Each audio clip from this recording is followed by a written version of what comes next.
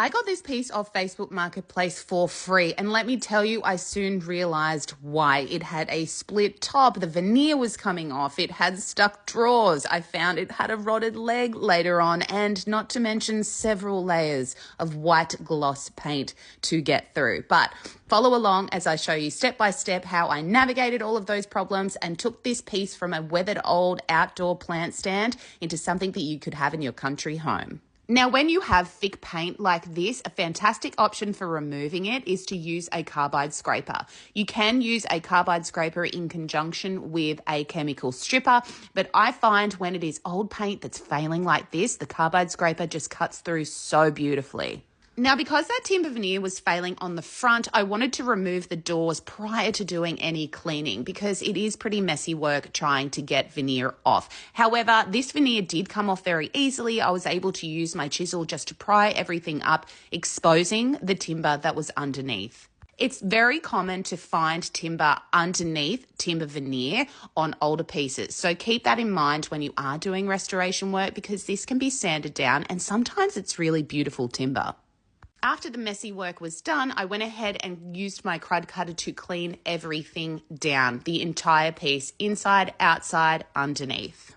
Now, it's really important that after cleaning down that you come around with some hot water as well to just remove any of the residue that might be sitting on the surface from your cleaning product. Here I'm using 120 grit sandpaper to sand down the top of the piece because when I had removed the paint, I noticed, and probably because she had plants on it, that there were some dark stains. So it is very common to find dark stains like this in the timber when it's had water on top. So I wanted to try and remove these stains, so I went in with some household bleach. And you can use household bleach to do this, or you can use oxalic acid to remove stains, or a wood bleach. Sometimes you can be lucky and they will be removed, but sometimes they're just too deep in the timber. While this was sitting in the sunshine doing its work, I went around with my carbide scraper and removed any thick buildup of paint and anywhere that the paint was really chipping off and failing. In doing this, though, I found the rotted leg. So it was only one of the legs that was rotted, but you can see my carbide scraper is just taking splinters off.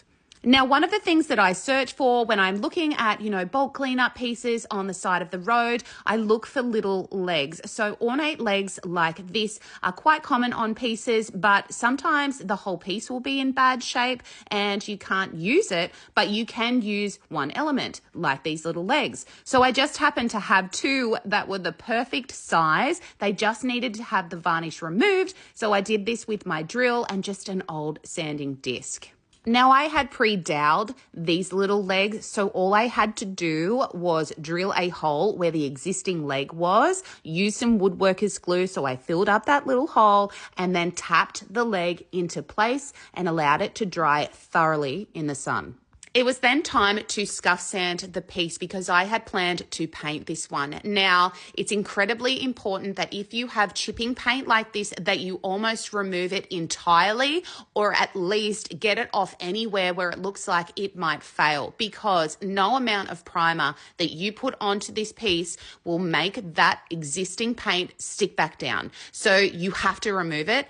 Otherwise, your primer and your paint won't adhere in the long run. It'll just chip off where that old paint was going to chip off. Now, this piece had two locks that had been filled in and painted over, so I can only assume that the previous owners had lost the keys. However, I wanted to see if I could get them working, and recently I found skeleton keys at Bunnings in Australia, and weirdly enough, they fit most of these old locks. I don't know how safe that would have been back in the day, having keys that would just go into any of these locks, but it's great for us because often you can find pieces like this with no keys, and it does add value, I think, if you can actually lock the doors.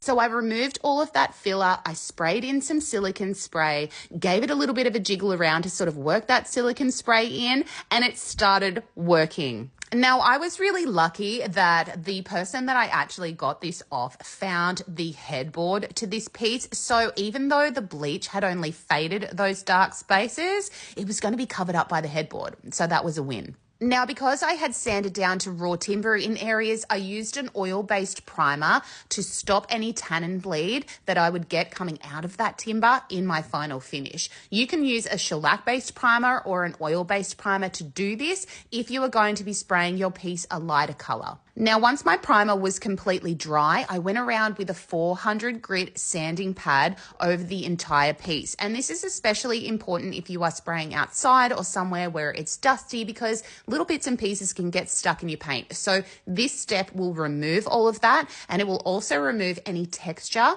that your spray gun has created. So it will give you a buttery smooth factory finish. You do want to make sure that you come around and remove all of the dust though. You don't want any dust sitting on there prior to your paint coat going on. Now, I mixed up a custom color for this piece. It was somewhere between a sage green and a eucalyptus. I did 2 coats over the entire piece, making sure to sand with 400 grit sandpaper in between each coat.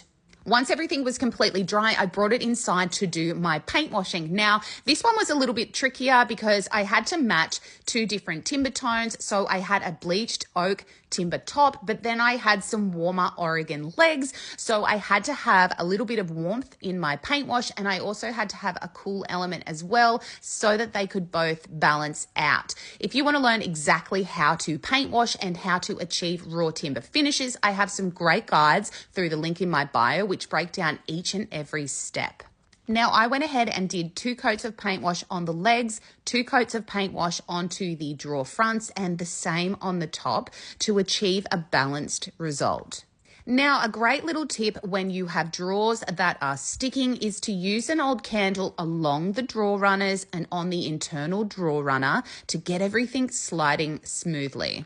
Once everything was actually functioning, the drawers were sliding in smoothly, it was time to get my handles on, and I chose these little drop handles that I thought were more in alignment with the style of the piece. Now, even though I could remove the hinges from the actual piece, when I went to remove the hinges from the doors, they wouldn't come out. So instead, I just painted over them, and now I'm using rub and buff to give them a golden tone to be more cohesive with those handles. Now, this piece came without a shelf, and I wanted this to be a functional cupboard. So I had this old piece of pine that I had been planning to use on another project, and it just so happened to fit in perfectly. I just had to work out how to actually get it in there. It was one of those logical thought moments. Now, this piece I picked up pre-cut from Bunnings. It is pine, and it's their Shelving pre-cut pieces of timber. I did go ahead and give it a paint wash though, just to make it look a little bit more cohesive with the rest of the timber elements on the piece. And now onto sealing, and I used Feast Watson soft wax to seal my painted sections, and I used Feast Watson hard wax for my timber. And this is the end result. It is now a functioning sideboard. The locks work, the doors open, the drawers open properly. It has a shelf.